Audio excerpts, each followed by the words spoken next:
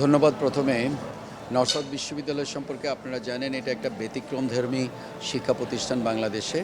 এই কারণে আমরা এটাকে ব্যতিক্রমধর্মী বলি যে আমরা যখনই শিক্ষার কারিকুলামে যেই চেষ্টাটাই করে থাকি সেটা ছাত্রছাত্রীদেরকে সবসময় এক্সট্রা কারিকুলার অথবা কো কারিকুলার অ্যাক্টিভিটিসের মাধ্যমে ইনভলভ করে আমরা সেটা তাদের সেই লার্নিংটাকে নিয়ে যেতে চাই যে তাদের একদম ব্যবহারিক জ্ঞানটা যেন আসে, যেটা দেশের ব্যবসা বাণিজ্য বা যে কোনো সমস্যা নিয়ে সমাধান করতে পারে।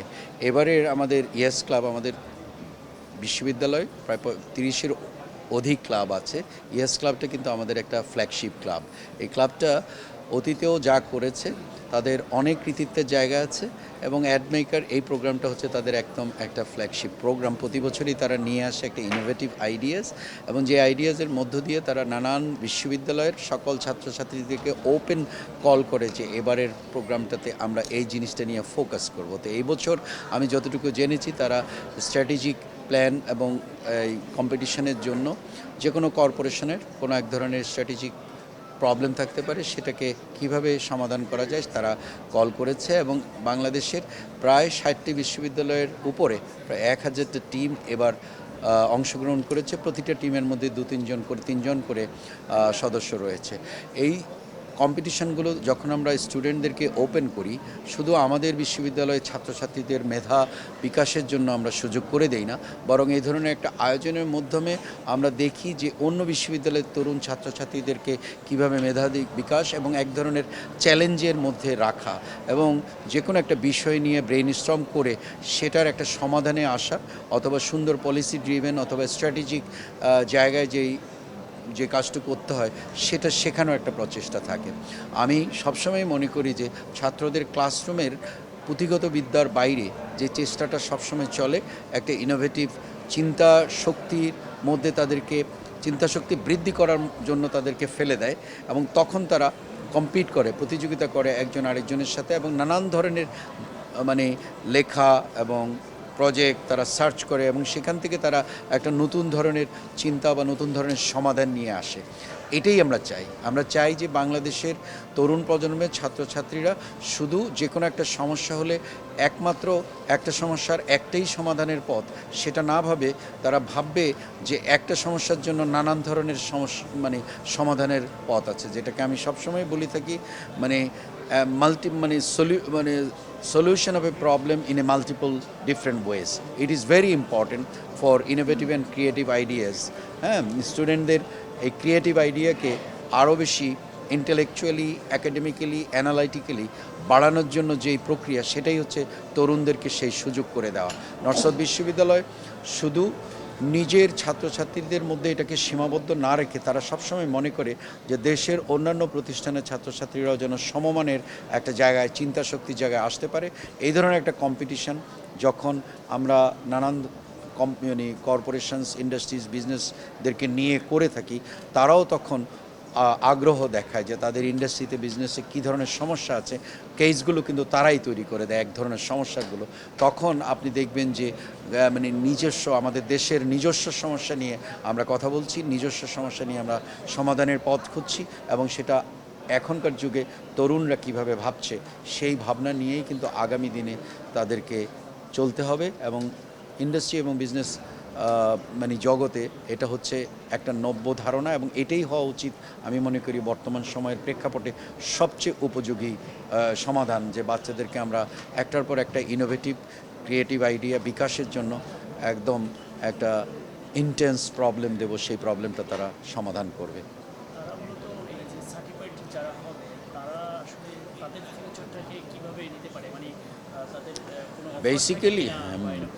বেসিক্যালি এটা দুই রকম। একটা হচ্ছে যে কম্পিটিশনের মাধ্যমে কোম্পানিগুলো যে শুধুমাত্র ছাত্রছাত্রীদেরকে একটা কম্পিটিশান বা পুরস্কার দিয়েই ক্ষান্ত হয় তা না, কিন্তু অধিকাংশ ক্ষেত্রেই আমরা দেখি তারা কিন্তু যেই প্রতিষ্ঠানে যেই ভালো টিম বা কিছু ভালো টিম, শুধু যে যারা পুরস্কার পায় তা না, হয়তো প্রথম 10টা ভালো টিম বা 20টা ভালো টিম অথবা অনেক সময় ইন্ডিভিজুয়ালি কোনো ক্যান্ডিডেটকে যখন তাদের মেধাশক্তি যাচাইয়ের একটা পথ থাকে তারা ওদেরকে অনেক সময় অন্তত ডিক্লার না দিয়ে হলেও সিলেকশন করে রাখে, যে এদেরকে তারা পরবর্তী সময়ে কল করে নিয়ে যায় এবং কোম্পানিতে কোনো একটা টিমে অথবা চাকরি দেওয়ার জন্য অথবা দেওয়ার জন্য। এটা খুবই ভালো একটা মেথড দেন একদিনের একটা ইন্টারভিউ, যেটা শুধুমাত্র কয়েকটা প্রশ্ন জিজ্ঞেস করে একটা মানুষকে সিলেক্ট করা। কিন্তু এটা হচ্ছে একটা পদ্ধতিগত দিক, যে একটা মানুষ একটা জিনিস নিয়ে অনেকটা স্টেপে এগিয়ে আসে এবং সেই স্টেপগুলো একটার পর একটা অতিক্রম করে যারা চূড়ান্ত পর্যায়ে আসে, এই বাচ্চাগুলোই কিন্তু কোনো একটা কোম্পানির কোনো একটা নির্দিষ্ট টিমে কাজ করার জন্য তারা উপযোগী হয়ে ওঠে। নর্থ ইউনিভার্সিটির অধিকাংশ ক্লাব, ইএস ক্লাস সহ অন্যান্য যে ক্লাবগুলো রয়েছে, এরা প্রতিনিয়ত যেই চর্চার মধ্যে বা এক ধরনের কম্পিটিশনের মধ্যে অন্যদেরকে আনে, সেটা কিন্তু অনেকের চাকরির সুযোগ করে দেয়, অনেকের ইন্ডাস্ট্রি এবং কর্পোরেশনে একটা ইন্টার্নশিপ পাওয়ার সুযোগ করে দেয় এবং যার মাধ্যমে কেরিয়ারে বিকাশ হয়। মূলত মেধাশক্তির, চিন্তাশক্তির বিকাশ ঘটানো, আরও অনেক বেশি ইন্টেন্স প্রেশারের মধ্যে কাজ করা, ডেডলাইন ওরিয়েন্টেড কাজ করা, এগুলো কিন্তু একটা মানুষকে শিখতে হয়। ডেডলাইন ওরিয়েন্টেড হচ্ছে যখনই এরকম একটা প্রতিযোগিতা হয়, আপনি বলে দিচ্ছেন যে আমরা 7 দিন পরে এটার ফাইনাল কম্পিটিশনটা হবে। এই যে ডেডলাইন ওরিয়েন্টেড কাজ করা, এটা একটা মানুষের জন্য খুবই গুরুত্বপূর্ণ, যে within the deadline we can finish a project. That is what is very important for every individuals, those who are working with a target, and they need to finish a particular project within a given time. এটা যদি না থাকে, pressure যদি না থাকে, আমাদের মেধাশক্তির কখনো উন্নতি হবে না। আমরা আমাদের দেশে দেখি, আমাদের মূল শিক্ষা ব্যবস্থার মধ্যে একটা ব্যবধান হলো এটাই, যে শিক্ষা ব্যবস্থাটা হচ্ছে অনেকটা পরীক্ষা কেন্দ্রিক এবং শুধু পরীক্ষার উপরে বিবেচনা করে আমরা একজন মানুষকে ভালো বা মন্দ বলি। কিন্তু আমি পার্সোনালি মনে করি যে পরীক্ষার বাইরেও অনেক কিছু রয়েছে, যার মাধ্যমে আমরা একটা তরুণ ছাত্র ছাত্রীকে তার মেধাশক্তি যাচাই করতে পারি এবং তাকে সমাজে বা প্রতিষ্ঠানে একটা জায়গায় ব্যবহার করে তাকে দিয়ে আগামী দিনে নেতৃত্ব, আগামী দিনের লিডারশিপ, আগামী দিনের কর্পোরেশন, ইন্ডাস্ট্রিজ, বিজনেস চালানোর ক্ষমতা সেইভাবে তৈরি করি। আমাদের দেশের কিন্তু মিড লেভেল ম্যানেজার থেকে উপরের লেভেলের ম্যানেজারের শর্ট। আমাদের অনেক এন্ট্রি পয়েন্টে অনেক ছাত্রছাত্রীরা কাজ করে, কিন্তু ইন্ডাস্ট্রিগুলোর দিকে যখন তাকাই, তখন আমরা দেখি যে অন্য দেশের লোকজন আমাদের দেশে কাজ করছে।